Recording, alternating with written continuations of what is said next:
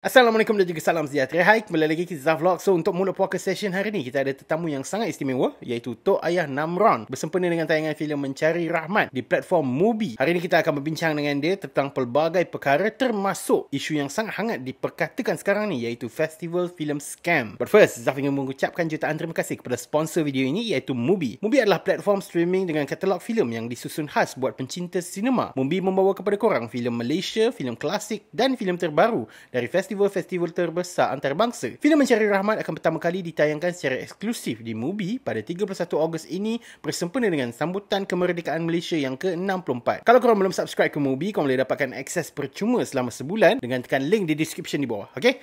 So jom kita sama-sama interview dengan Tok Ayah Namron. Let's go! Assalamualaikum dan juga salam sejahtera. Hai, kembali lagi ke Zah Vlog.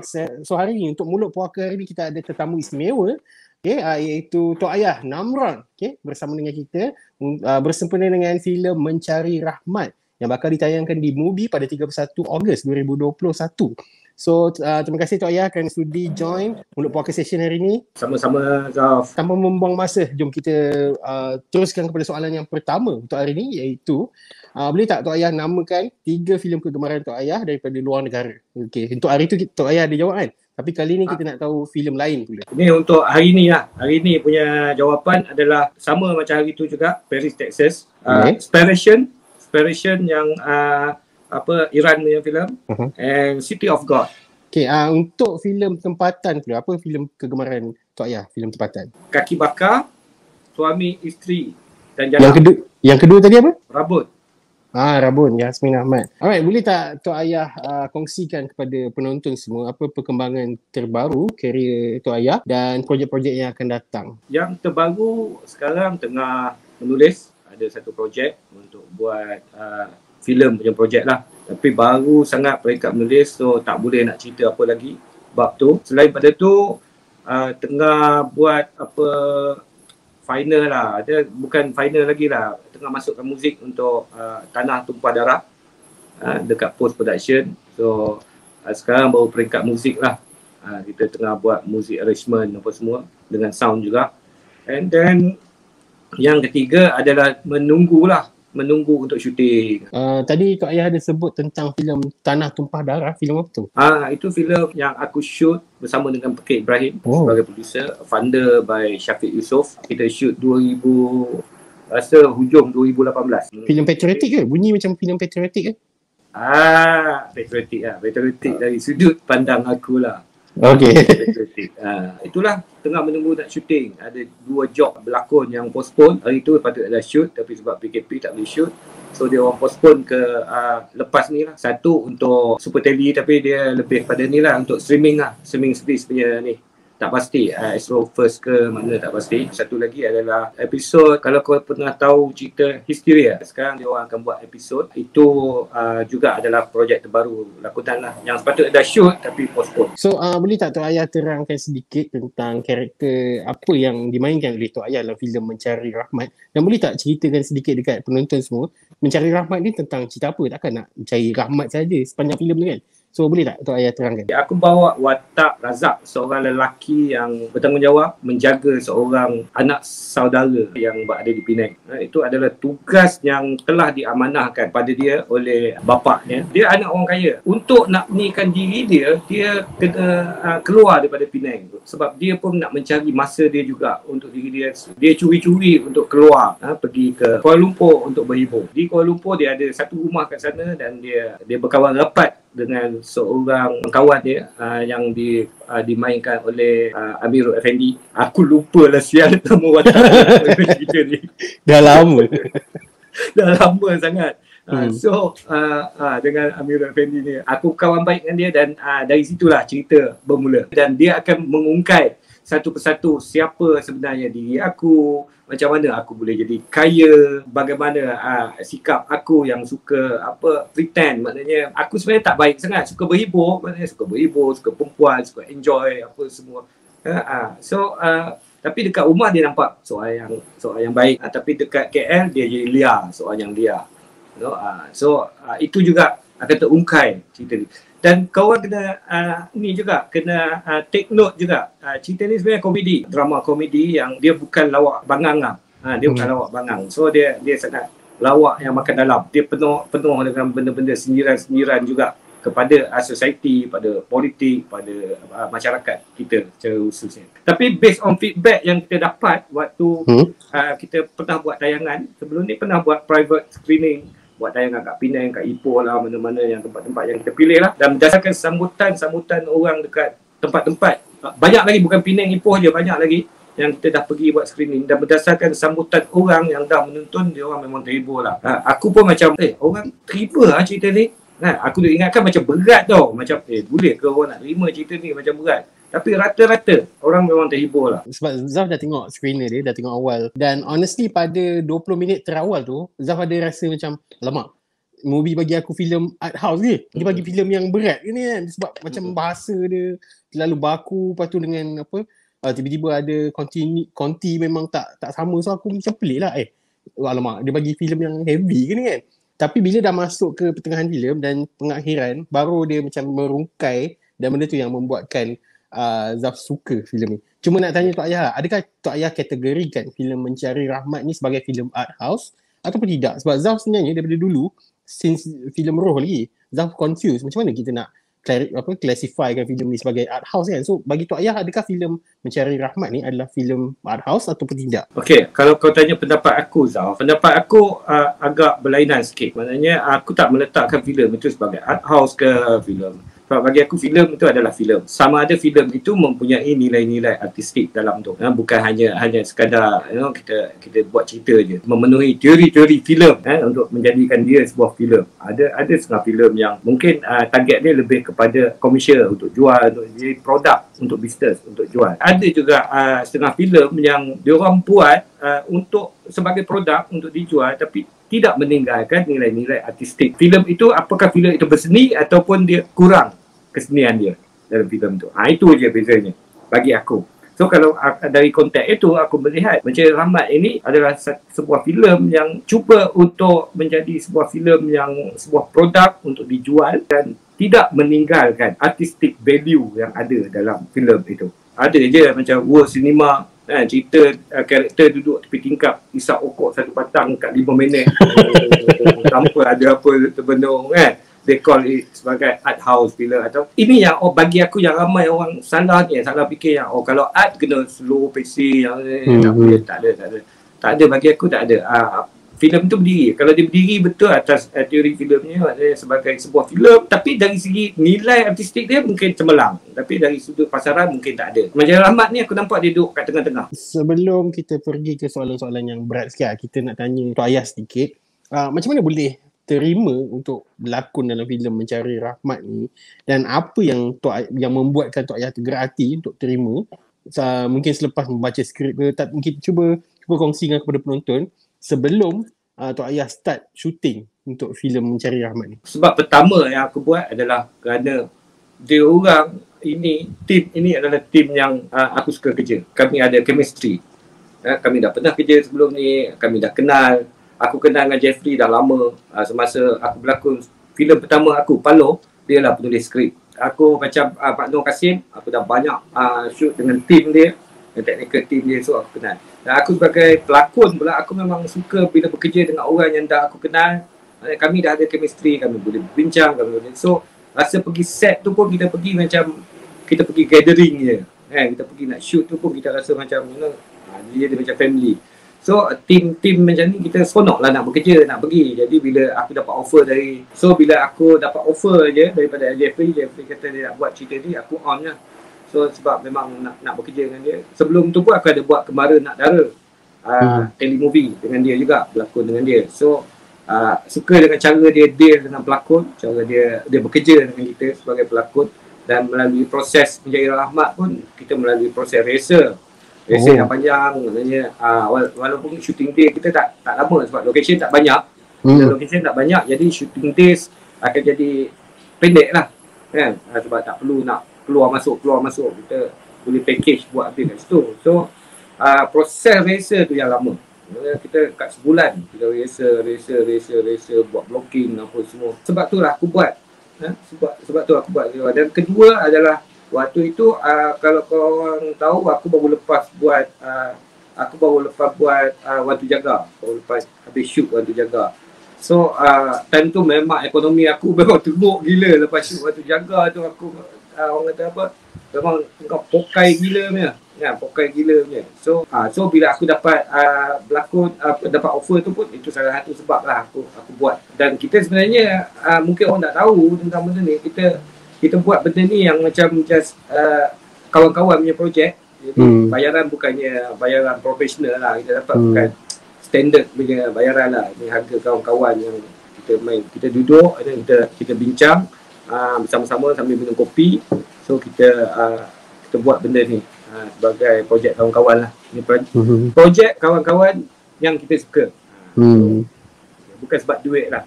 Okay. Berkenaan tentang rehearsal tadi, Zaf perasan dalam filem ni memang banyak gila shot one shot non-stop ni kan.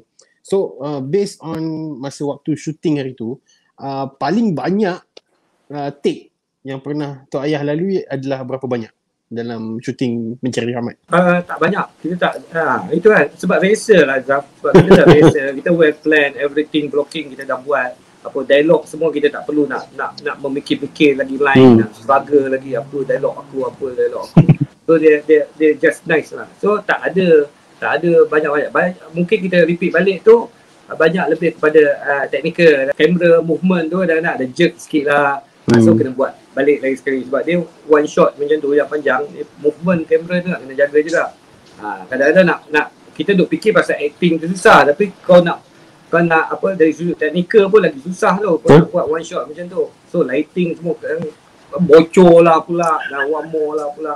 Tak muncul pula kat cermin ke apa kan. Tiba-tiba blank kejap, dialog hilang. Adalah tapi taklah sampai orang kata apa berpuluh-puluh kali ambil. Mungkin paling banyak pun mungkin 3-4 shot. Paling tinggi 5 shot lah.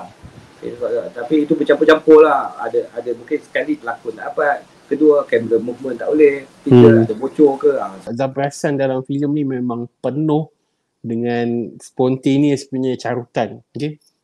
Pelbagai haiwan terkeluar daripada mulut masing-masing kan. So Zaf tengah confused ni sebab waktu filem ni di-announce tahun lepas, dia was targeted untuk sinema.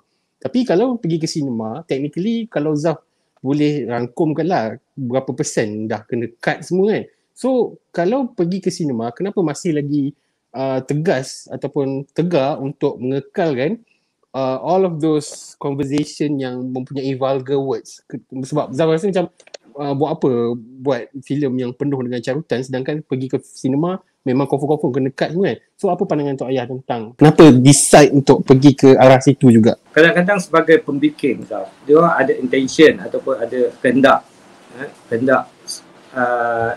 mungkin kita kata perjuangan yang dia orang nak perjuangkan.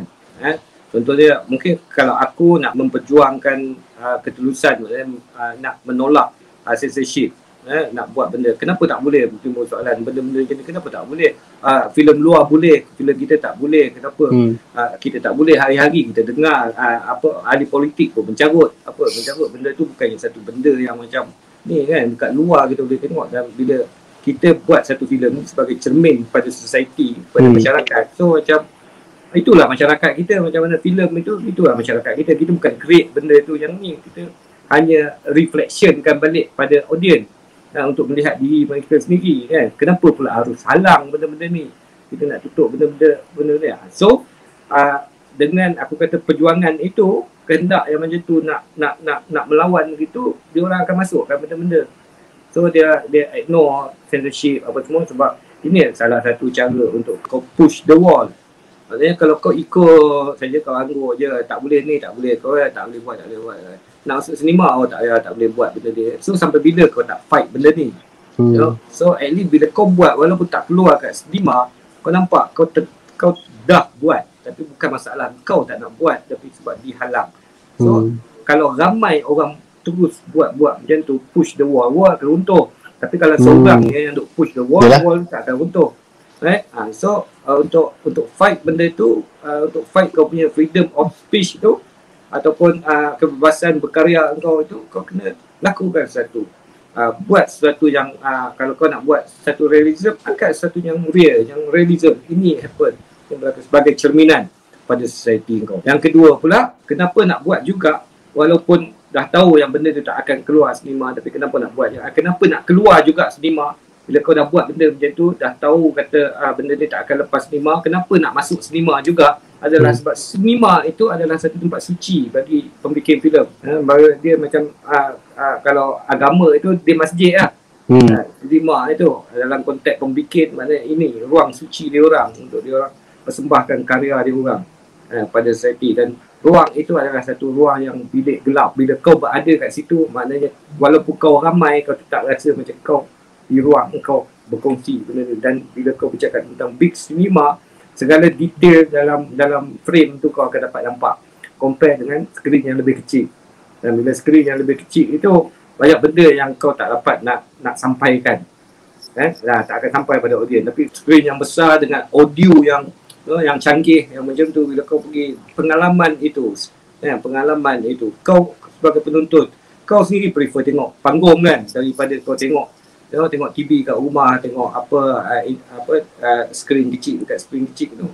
Sebab pengalaman menonton itu yang lain. Macam tadi aku bagi contoh orang agama, kenapa dia orang pergi masjid? Boleh dia sembahyang kat rumah, tapi kenapa kau nak pergi masjid juga? Dia sembahyang. Dia punya imarah agama, pahala akan dapat lebih. Tapi dari sudut seni ni pula, kepuasan engkau tu akan dapat lebih. Zaf rasa bagus akhirnya filem Mencari Rahmat ni direct to movie punya streaming service, sebab Zaf dapat tengok 100% tanpa censorship lah. Memang totally semua makian memang Zaf dapat. Cuma berkenaan dengan soalan yang seterusnya, apakah pandangan Tok Ayah tentang streaming service di Malaysia? Adakah bakal menjatuhkan industri sinema? Dan dengan keadaan pandemik sekarang ni, dan juga apa pandangan Tok Ayah tentang platform movie itu sendiri? Mungkin akan menjadi satu evolusi ke arah penontonan di streaming service kat rumah. Kau tengok streaming service kat rumah kan. Sebab dalam tempoh 2 tahun ini orang dah banyak duduk rumah ni tengok TV. Dan aku sendiri kalau kau tanya pengalaman aku, maknanya sekarang aku dah selesa duduk kat rumah. Walaupun macam nak keluar tak boleh lah, apalah kau bersemua, tapi sebenarnya kau dah adapt. Sebab manusia ni mudah adapt dengan surrounding tau. Betul. Itu manusia. Dia adapt. Kau aku hantar kau pergi duduk dekat London, walaupun kau tak boleh cakap Inggeris, tak boleh buat apa, kau akan survive dalam. Aku jumpa 5 tahun lagi, kau dah fasih dah cakap orang putih, kau dah survive kat sana sebab kau adapt kat sana. Tak mustahil juga kalau kau tanya aku tentang masa depan panggung tu, tak mustahil juga panggung tu pelan-pelan dia akan jadi, dia ada dua, sama ada dia akan naik balik ataupun dia akan bungkus. Tapi tetap aku percaya yang dia tak akan bungkus. Mungkin dia naik balik dengan cara yang lain mungkin. Aku tengok bola sepak, for example, tutup berapa lama tak boleh main, tak ada game, main pun tak ada penonton apa semua. Tapi bila dibuka, penonton tak ada. Tak pergi untuk tengok permainan bola sepak tu kan. Dan kalau itu dijadikan sebagai satu contoh, aku rasa mungkin Panggung Wayang pun akan boleh survive nanti. Tapi sekarang tak tahu. Tapi itulah aku cakap, kalau tengok keadaan semasa macam dia tak boleh survive. Tapi kalau lama macam mungkin 5 tahun Panggung Wayang tak ada, mungkin kesan dia mungkin jadi lain kot. Orang dah muda untuk nak tengok kat rumah. Sebab sekarang dah ada projektor. Kau boleh beli projektor kat Shopee untuk kau projek tembak kat dinding kan. Kau boleh cari sound system yang bagus pasang untuk kau nak rasa benda tu. Tapi tetap akan hilang satu ritual. Kau pergi beratur beli tiket, kau nak masuk panggung kan, kau duduk dalam panggung, kau tunggu cerita start. Itu satu proses, satu ritual yang akan hilang. Sebab bagi aku tetap percaya seni persembahan ini, tak kira teater ke, musik ke, filem ke, apa dia persembahan pun, dia adalah satu tempat gathering, satu acara untuk kita berkumpul. Manusia ni dia perlu bersosial. Sebab tu kalau tengok, kalau orang buat kesalahan, buat jenayah, kalau masuk penjara kan dia orang dikurung. Kalau dalam penjara pun dia orang buat hal lagi kan, dia orang di-isolate kan, duduk dalam bilik asing seorang-seorang, tak boleh keluar, tak boleh jumpa orang. So itu akan mendera orang, itu secara mentalnya dia akan mendera. Sama je kita manusia yang kat luar yang bebas boleh pergi mana-mana, dan dia ada satu tempat macam panggung wayang, satu tempat untuk gather, untuk kita bersosial sebenarnya.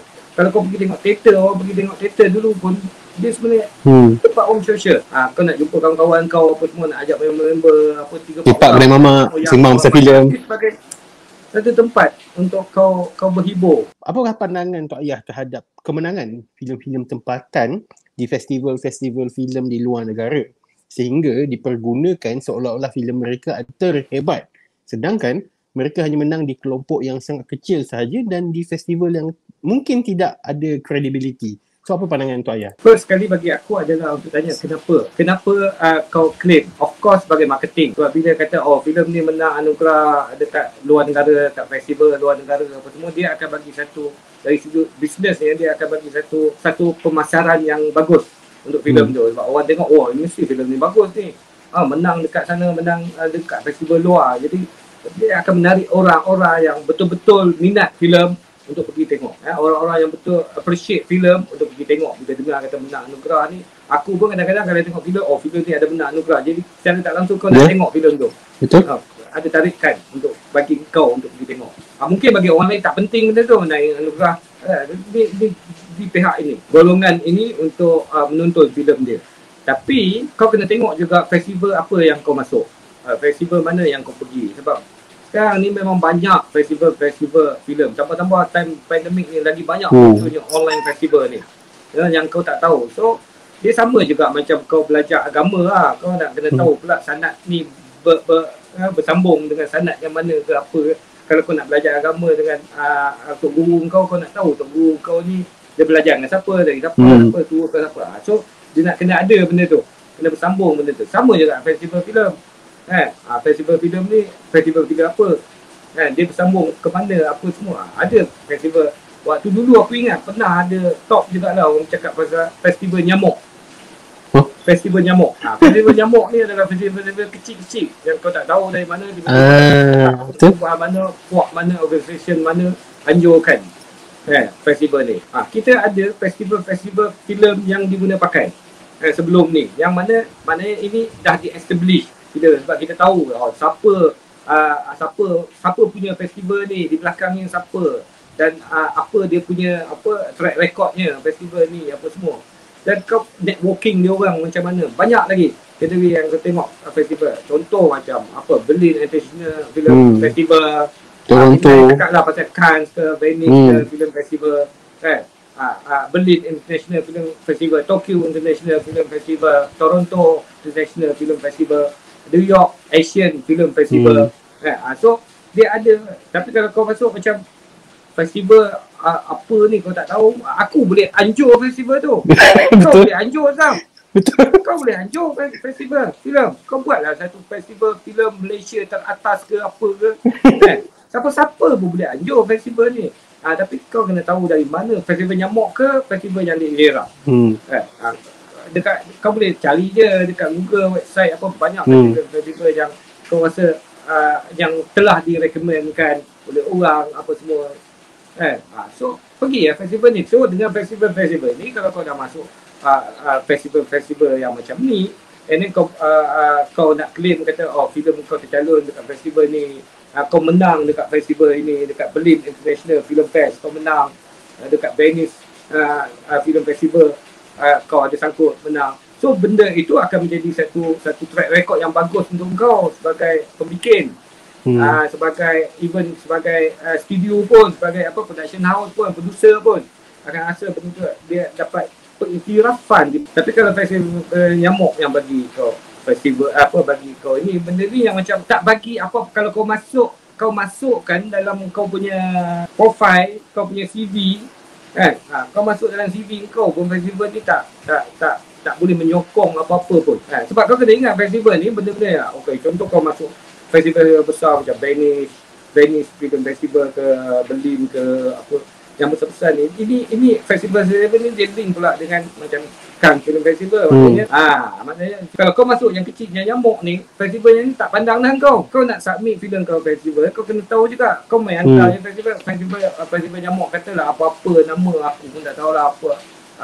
White Water Film Festival, Underworld mana dah walaupun filem kau bagus kat situ, lepas kau masuk festival ni, kau tak boleh lagi nak pergi ke macam Berlin ke Toronto ke.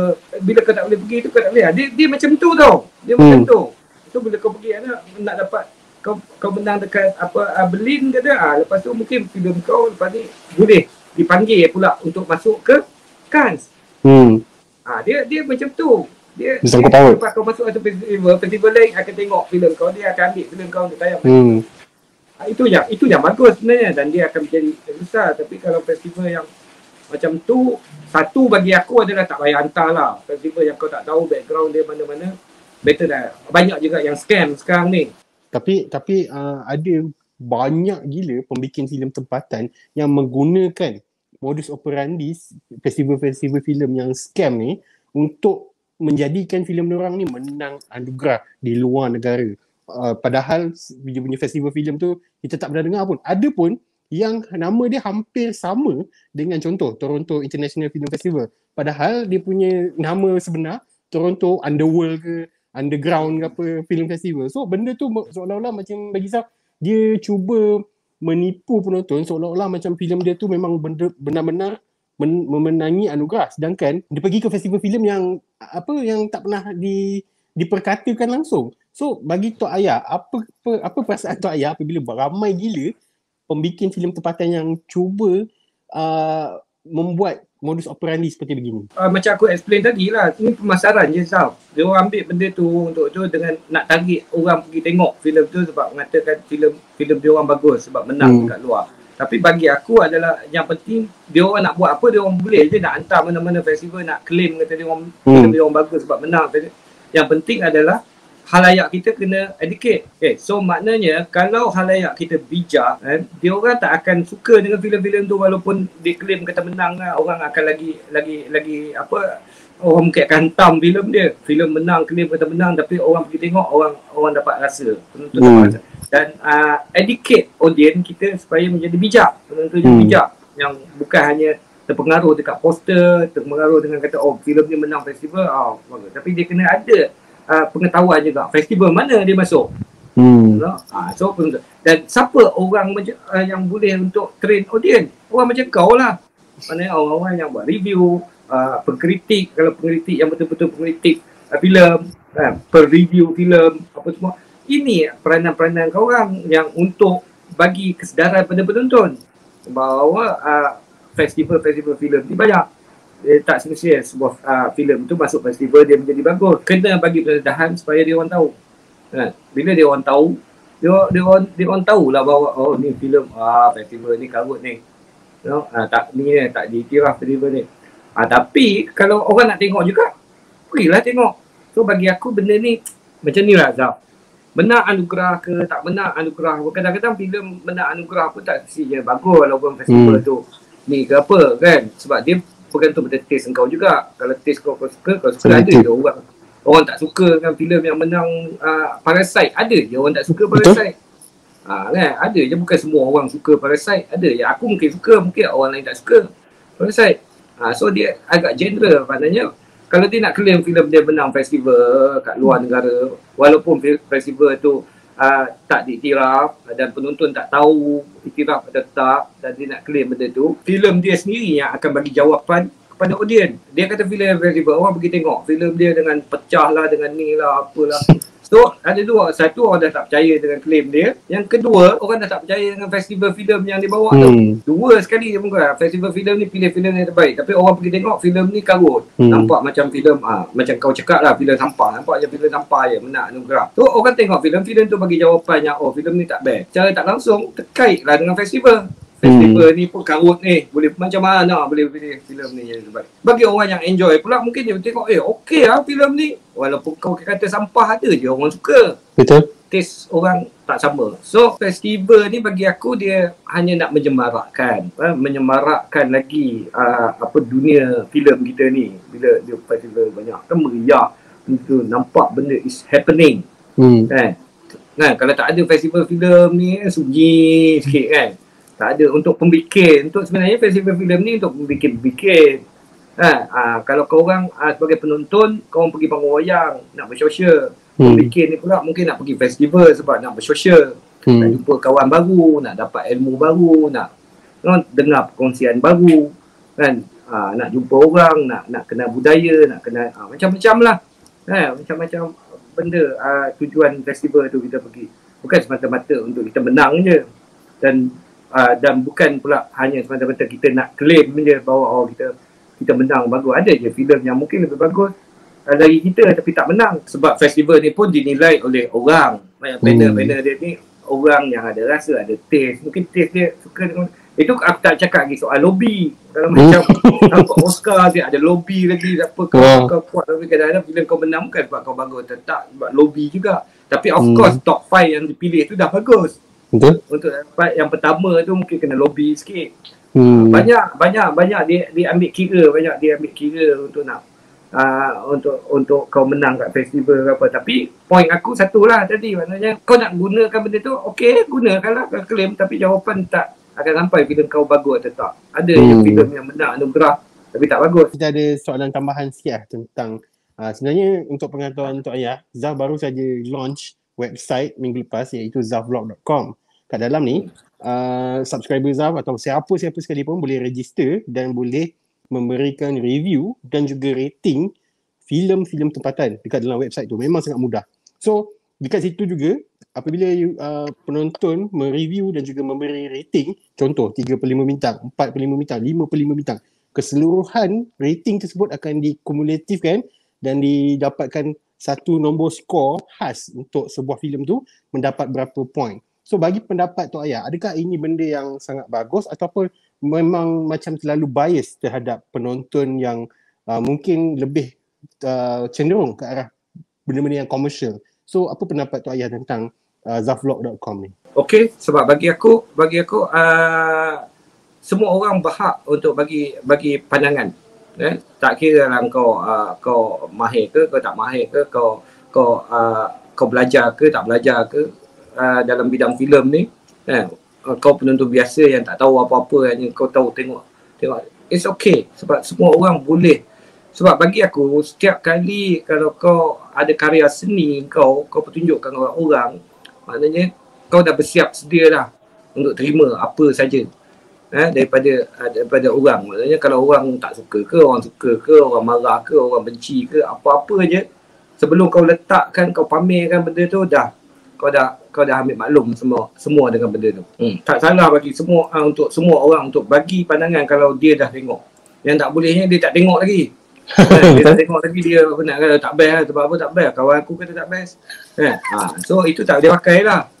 So kalau dia tengok, dia kata tak best, so maknanya kalau dia nak bagi review, dia akan beritahu lah kenapa dia rasa tak best. Betul. Dan bagi aku itu hak dia untuk menilai. Sebab macam aku kata, sebuah karya itu kalau kau buat satu sculpture ke, kau buat kat itu, kau letak sculpture kat itu untuk orang pameran, orang datang tengok. Ini mengingatkan aku satu ni dulu antara Saleh bin Jonek dengan Piadasa. Saleh bin Jonek ni dia pengkritik lah. Si Piadasa ada buat satu exhibition ni lah. Ini cerita ni maknanya aku dicerita dalam kelas waktu aku belajar dulu lah. Piadasa cakap, dia bercakap tentang dalam konteks postmodernism. Bila orang pergi untuk menilai benda-benda tu, kau letak satu benda, pengkarya tak berhak untuk menjawab apa-apa. Aku buat satu karya, aku letak kat situ dan aku tak boleh menjawab. Apa yang kau dapat, itulah dia. Apa yang penonton dapat, apa yang masyarakat dapat, itulah dia.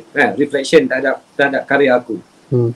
Si Saleh bin Jonek ni telah pergi kencing dekat artwork dia. So dia kata orang boleh reflect apa-apa saja dalam lukisan dia. Dan dia tak akan jawab. Kalau orang kata sampah ke, sampah lah. Kalau orang kata benda ni macam ini level langit ke-7, level langit ke-7.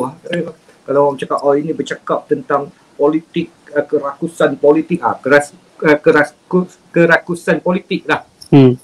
So itu dalam postmodernism dia ajar kita untuk absorb semua. Orang cakap apa, kau letak satu karya kau, orang yang kau pergi duduk itu reflection kau terhadap karya itu. So sama pergi ke movie juga.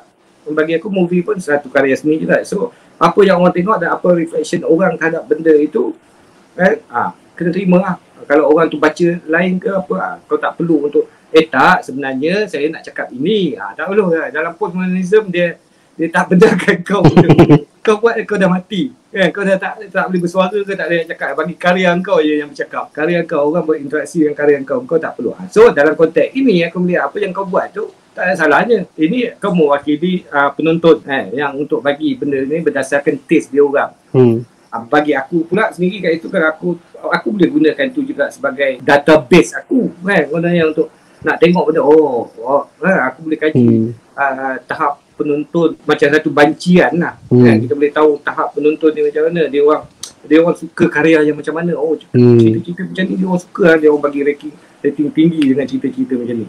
Ini taste dia, dan mungkin ada 2-3 taste kat situ yang dapat high mark, markah yang tinggi kat situ, nilai yang tinggi. Dia orang ambil lah, dia orang pergi lah ke situ. Apa yang kau nak buat ni, bagi aku, kalau aku melihat, aku boleh ambil kesempatan ini untuk aku macam database aku, untuk aku tengok penonton, banyak majoriti penonton kita banyak suka cerita-cerita macam ni. Kau boleh kembangkan dia macam database. Maknanya setiap penonton kau yang bagi review dekat engkau punya ni, subscriber kau ni, kita boleh tahu dia orang punya background dia orang juga. Umur dia orang berapa, supaya kita boleh tahu penonton umur macam ni dia suka cerita yang macam ni. Penonton ni, bagi aku melihat benda tu macam satu benefit lah untuk aku juga, untuk pilih premis cerita aku nanti yang macam mana untuk aku angkat. Kalau aku nak tarik orang datang tengok. Terima kasih Tok Ayah sebab sudi meluangkan masa lebih hampir 2 jam ni, memang lama gila. Cuma ada kata-kata terakhir tak untuk penonton semua tentang Mencari Rahmat, Mubi dan industri filem tempatan tu? Aku sangat berharap kepada penonton-penonton kat sana untuk tonton filem Mencari Rahmat ni bila dia keluar dekat Mubi nanti. Dan Mubi ni pula best dia adalah dia, bila kau belum pernah berdaftar lagi, kau baru nak berdaftar, kau dapat percuma 30 hari. Aku harap kau orang gunakan peluang ini untuk menonton filem Mencari Rahmat ni dekat Mubi. Aku rasa aku tak malu pun untuk recommend filem ni pada kau orang untuk datang menonton filem ni, sebab dia enjoy. Sebab aku pernah juga untuk duduk di dalam dewan bersama dengan penonton dan dapat menyaksikan sendiri macam mana dia orang berpuas hati menonton filem ni. Walaupun waktu peringkat awal nak ditayangkan dulu, aku rasa macam agak ini juga, orang boleh terima ke? Aku ada rasa, jujur aku cakap, aku ada rasa itu, ada rasa ragu-ragu ni, macam boleh pergi. Tapi bila dah tengok reaksi orang yang lepas menonton ni, majoriti rakyat Malaysia akan suka tengok cerita ni, tonton filem ni. Dan aku sangat berharap lah orang melanggan Mubi and tengok Mencari Rahmat. Korang tak akan rasa menyesal, insyaAllah. Thank you very much Tok Ayah sebab sudi luangkan masa untuk temu ramah untuk filem Mencari Rahmat ni. Thank you very much kepada Mubi juga sebab memberikan peluang draft untuk menemu ramah semua. So jangan lupa untuk tonton filem Mencari Rahmat pada 31 Ogos 2021 ini di platform Mubi. Alright. So itu saja untuk hari ini. Thank you very much for watching. Jumpa lagi pada Zaf Vlog dan Mulut Poker yang akan datang. Thank you. Zaf ingin mengucapkan jutaan terima kasih kepada sponsor video ini iaitu Mubi. Mubi adalah platform streaming dengan katalog filem yang disusun khas buat pencinta sinema. Mubi membawa kepada korang filem Malaysia, filem klasik dan filem terbaru dari festival-festival terbesar antarabangsa. Filem Mencari Rahmat akan pertama kali ditayangkan secara eksklusif di Mubi pada 31 Ogos ini bersempena dengan sambutan kemerdekaan Malaysia yang ke-64. Kalau korang belum subscribe ke Mubi, korang boleh dapatkan akses percuma selama sebulan dengan tekan link di description di bawah. Okay?